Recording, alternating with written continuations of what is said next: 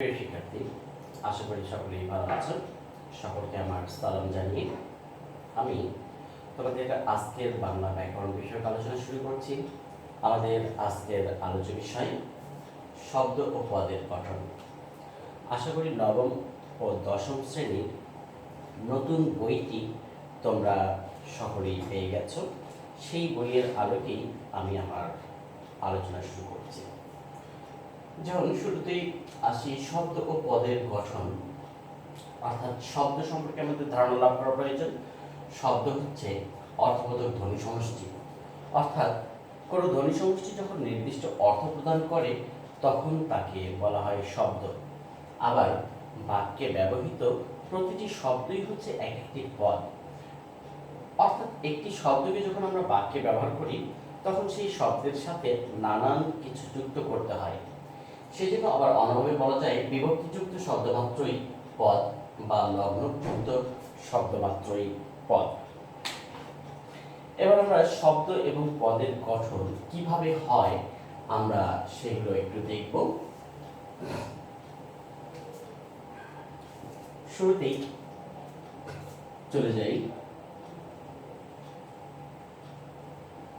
শব্দের মূল অংশ।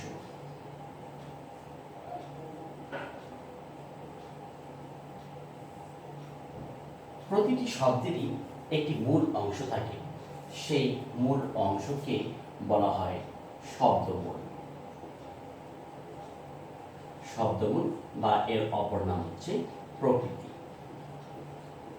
তো এই শব্দমূল এবং প্রকৃতিকে আবার দুই ভাগে ভাগ করা যায়। একটা হচ্ছে নাম প্রকৃতি এবং আরেকটি হচ্ছে ক্রিয়া প্রকৃতি।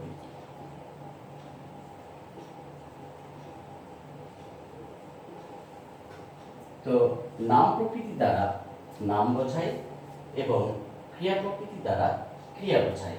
তাহলে নাম প্রকৃতি দ্বারা কি বোঝায়? আমরা পাচ্ছি যে নাম বোঝায়।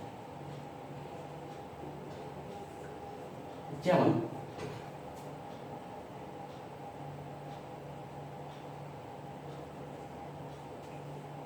ফুল, এটি একটি শব্দের মূল শব্দ। ক্রিয়া প্রকৃতি দ্বারা ক্রিয়া বোঝায় বা কাজ করা বোঝায়। যেমন চল, একটু খেয়াল করে দেখো, এই ফুল এবং চল এই দুটো হচ্ছে শব্দের মূল, অর্থাৎ এই শব্দটাকে কেন্দ্র করে বা এই শব্দের সাথে বিভিন্ন কিছু যুক্ত করে আমরা বিভিন্ন রকম শব্দ গঠন করতে পারব। যেমন এই ফুলের সাথে এর প্রত্যয় যুক্ত করে আমরা গঠন করতে পারি ফুলের। তাহলে যদি আমরা বলি যে ফুলের শব্দটার মূল শব্দ বা প্রকৃতি কোনটি, তখন আমরা পাবো ফুল। আবার চলের সাথে ধরো অন্তঃপ্রত্যয় যুক্ত করে আমরা পাই হচ্ছে চলন্ত। তাহলে যদি বলা হয় যে চলন্ত শব্দের মূল কোনটি, আমরা অবশ্যই উত্তরে বলবো চল। আশা করি তোমরা শব্দ মূল বা প্রকৃতি বিষয়টা বুঝতে পেরেছ। তবে এটি যেহেতু ক্রিয়া বোঝায় তাই এটি ক্রিয়া প্রকৃতি, এবং এটি দ্বারা যেহেতু নাম, এই প্রকৃতি দ্বারা যেহেতু নাম বোঝায় তাই এটিকে আমরা বলবো নাম প্রকৃতি।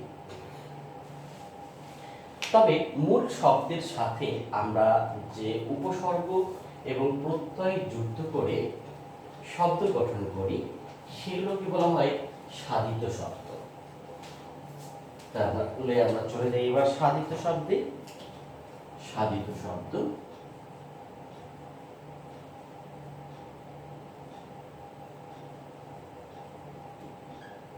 তাহলে সাধিত শব্দ হচ্ছে উপসর্গ ও প্রত্যয়জাত শব্দ।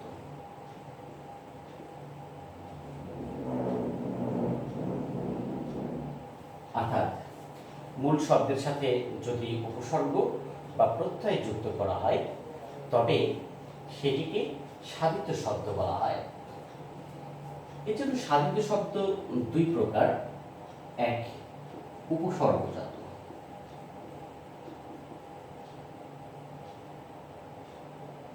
উপসর্গজাত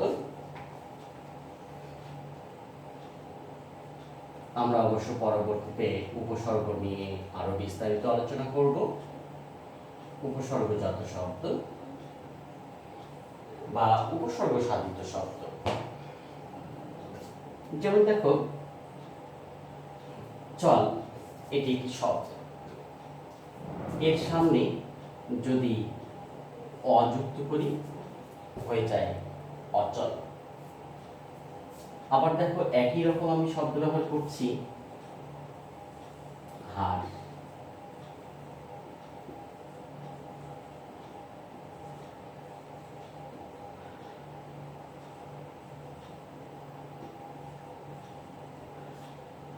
এই হার শব্দের সঙ্গে বিভিন্ন রকম উপসর্গ যুক্ত করে বিভিন্ন রকম শব্দ গঠন করা যায়। যেমন এর আগে যদি আ উপসর্গ যুক্ত করি তাহলে হয় আহার, যদি বি উপসর্গ যুক্ত করি তাহলে হয় বিহার, যদি পরি উপসর্গ যুক্ত করি তাহলে হয় পরিহার, যদি উপসর্গ যুক্ত করি তাহলে হয় উপহার, এবং সম উপসর্গ যুক্ত করলে হয় সমহার। তাহলে এভাবে উপসর্গ যোগে নতুন নতুন শব্দ গঠন করা যায়। আমরা উপসর্গ যোগে আরো শব্দ গঠন করব। এখন দেখো পরি, আমি এই পরি উপসর্গটি বিভিন্ন শব্দের সাথে যুক্ত করে নতুন নতুন শব্দ গঠন করে দেখাবো।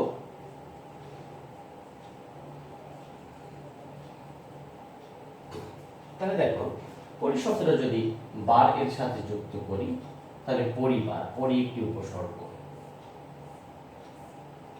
বা ত্রাণের সাথে যুক্ত করলে হয় পরিত্রাণ, মানের সাথে যুক্ত করলে হয় পরিমাণ, মাপের সাথে যুক্ত করলে হয় পরিমাপ,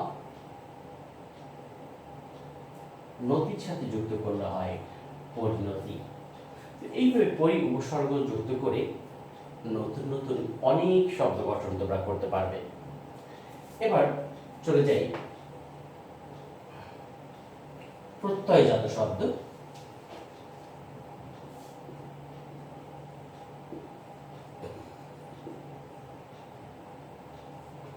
অর্থাৎ প্রত্যয় যুক্ত করে যে নতুন শব্দ গঠন করা হয় সেই নতুন শব্দ। যেমন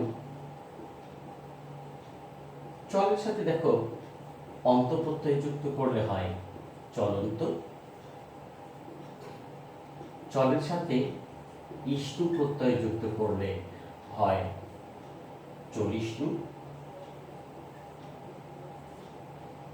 চলের সাথে মান প্রত্যয় যুক্ত করলে হয় চলমান। তাহলে এভাবে নানা রকম প্রত্যয় যুক্ত করে আমরা নতুন নতুন শব্দ গঠন করতে পারি। উপসর্গ ও প্রত্যয় যুগে যেমন শব্দ গঠন করা যায় তেমনি বাংলায় শব্দ গঠনের আরো নতুন নতুন অনেক প্রক্রিয়া রয়েছে। যেমন তার মধ্যে সমাস একটি। তো সমাসে একাধিক পদ মিলে একটা পদে রূপান্তরিত হয়। তাহলে আমরা একটু সমাস সাধিত শব্দ দেখে আসি। সমাস সাধিত বা সমাসজাত শব্দ, যেমন সিংহ চিহ্নিত আসন,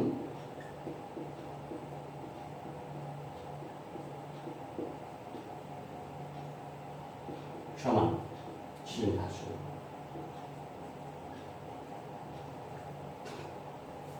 তাহলে দেখো সিংহ চিহ্নিত আসন এই তিনটা পদ মিলে আমরা একটি নতুন পদ বা শব্দ গঠন করলাম, সেটি হচ্ছে সিংহাসন। এবার আসি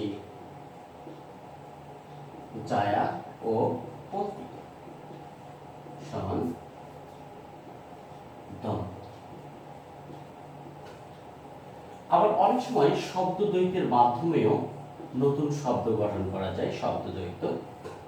যেমন ভালো, এর সাথে যদি আবার ভালো যুক্ত করি তাহলে হয়ে গেল ভালো ভালো। তাহলে এই যে ভালো ভালো যখন বলছি তখন শব্দটির অর্থ পাল্টে যাচ্ছে। আবার শন শন, ভন ভন,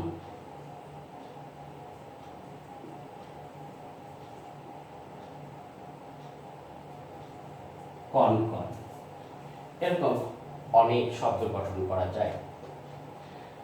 একটা শব্দকে আমরা যখন বাক্যে ব্যবহার করি সেই শব্দটাকে আর হুবহু রূপেই বাক্যে ব্যবহার করা যায় না, শব্দটার সাথে বিভক্তি যুক্ত করতে হয়। তো শব্দকে বাক্যে ব্যবহার করলে যা কিছু যুক্ত করতে হয় সেটাকে বলা হয় লগ্নক। লগ্নক আবার চার প্রকার। লগ্নক চার প্রকার। এক, বিভক্তি। বিভক্তি হলো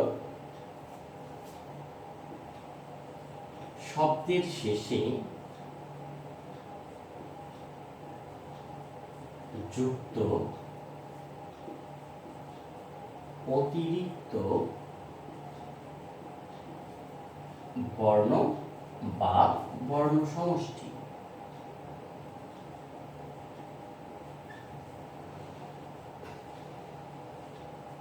তবে একটি শব্দকে বাক্যে ব্যবহারের উপযোগী করে তোলার জন্য আমরা যে বর্ণ বা বর্ণ সমষ্টি ব্যবহার করে থাকি তাকে বিভক্তি বলে।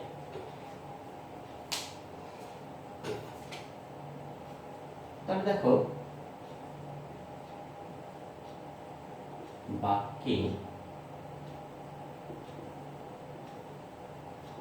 বিভক্তি ব্যবহার করতে হয়। এটি একটি বাক্য। এই বাক্যটাতে আমরা কি কি বা কোথায় কোথায় বিভক্তি ব্যবহার করেছি সেটি দেখো। বাক্যে এখানে আছে বাক্য যোগ এ, তাহলে এই এটা হচ্ছে বিভক্তি। আবার করতে হয়, এখানে আছে কর যোগ তে, এখানে তে হচ্ছে বিভক্তি। আশা করি তোমরা বিভক্তি চিনতে পেরেছ। এরপরে আসি আরেকটি লগ্ন, 2 নাম্বার, সেটিকে বলা হয় নির্দেশক।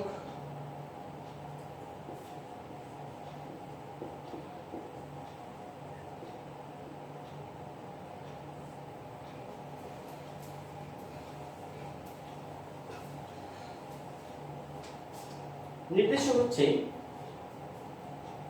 পদের নির্দেশক।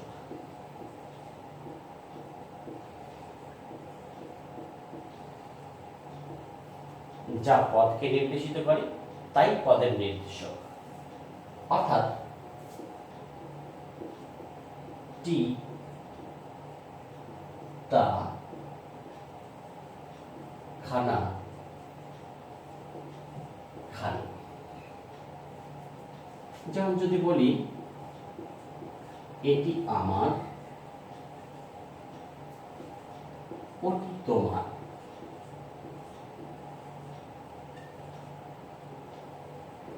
তাহলে এখানে এটি হচ্ছে নির্দেশক। বা গোটা পাঁচেক আম, এটি গোটা।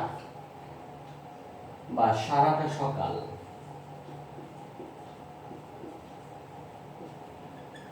এখানে তা। এগুলো হলো নির্দেশক। এছাড়াও এবার আমরা চলে যাব 3 নাম্বার লগ্নকে, সেটি হচ্ছে বচন।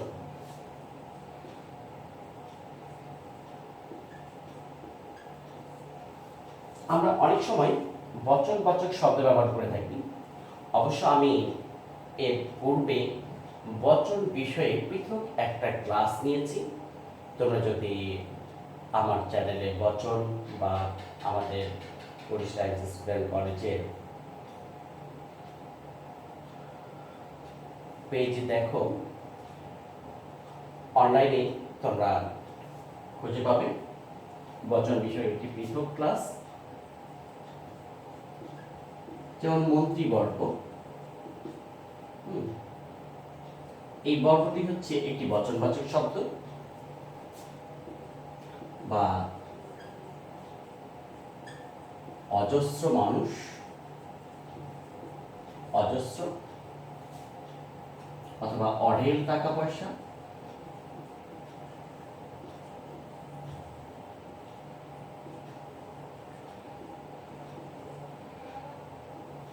অঢেল, অথবা ফুলগুলো, এখানে গুলো, বা ছেলেরা, এখানে রা। এরকম বচনবাচক অনেক শব্দ আমরা বাংলায় ব্যবহার করে থাকি। এবার আসি নতুন একটি বিষয়, যেটি অবশ্য আধুনিককালের আলোচ্য বিষয়।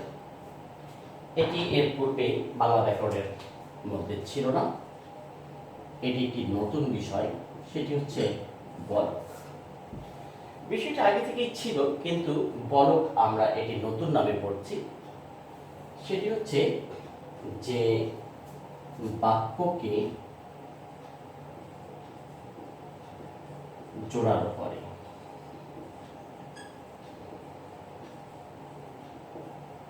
তাহলে বলকের কাজ হচ্ছে বাক্যকে জোড়ালো করা। যেমন তুমি করেছো, এই বাক্যটি দেখো। আবার এর সাথে যদি একটি ই যুক্ত করে দেই, যে তুমিই করেছো, তাহলে এখানে এই ই, এটি হচ্ছে বলক।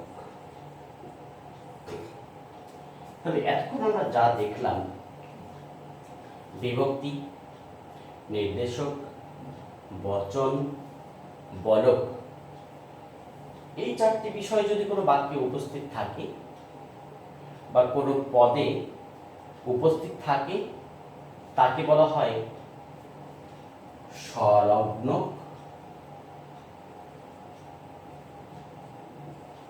সংলগ্ন পদ। অর্থাৎ এখানে লগ্ন উপস্থিত থাকে। যেমন ছেলেরা, আমি অবশ্য একটি লগ্ন দিয়ে দেখাচ্ছি, এখানে বচন যুক্ত হয়েছে। আর অলগ্ন, অর্থাৎ এখানে লগ্ন উপস্থিত থাকবে না, অর্থাৎ বচন, নির্দেশক, বিভক্তি এবং বলক কোনো কিছুই থাকবে না, সেটা হচ্ছে অলগ্ন। যেমন যদি শুধুই ছেলে, অর্থাৎ যখন মূল শব্দটাই ব্যবহৃত হবে, তখন সেটি হবে অলগ্ন পদ। বিভক্তি এবং পদের মধ্যে কিছু পার্থক্য রয়েছে। শব্দ এবং পদের মধ্যে পার্থক্যগুলো হচ্ছে যে প্রতিটি ভাষারই শব্দ যেমন আছে তেমনি পদ আছে, তবে প্রতিটি পদই শব্দ। শব্দ যখন বাক্যে ব্যবহার হয় কেবল তখনই পদরূপে ব্যবহার হয়।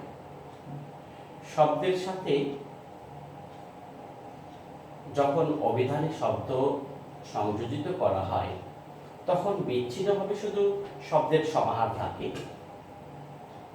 সেগুলো কোনো বাক্য হিসেবে ব্যবহার হয় না। কিন্তু সেই অভিধান সংশ্লিষ্ট শব্দগুলোকে যখন আমরা বাক্যে ব্যবহার করতে চাই, তখন আমাদেরকে লগ্ন ব্যবহার করতে অর্থাৎ বিভক্তি ব্যবহার করতে হয়, নির্দেশক ব্যবহার করতে হয়, বচন ব্যবহার করতে হয় এবং বলক ব্যবহার করতে হয়। আশা করি আজকের বিষয়টি তোমরা বুঝতে পেরেছ এবং তোমাদের বইয়ের বিশেষ করে 26 এবং 27 পৃষ্ঠায় শব্দ ও পদের গঠন সংক্রান্ত আলোচনা আছে। আমার ক্লাসটি অনুসরণ করব। বইটি যদি তোমরা ভালোভাবে পড়ো, আশা করি বিষয়টি খুব সহজেই আয়ত্ত করতে পারবে। আবার পরবর্তীতে নতুন ক্লাস নিয়ে তোমাদের সামনে হাজির হব। আশা করি সে পর্যন্ত সকলেই বাড়িতে নিরাপদে থাকবে এবং সুস্থ থাকবে। সকলকে ধন্যবাদ জানিয়ে আমি আমার ব্যাকরণ সংক্রান্ত আলোচনা আজকের মতো এখানেই শেষ করছি।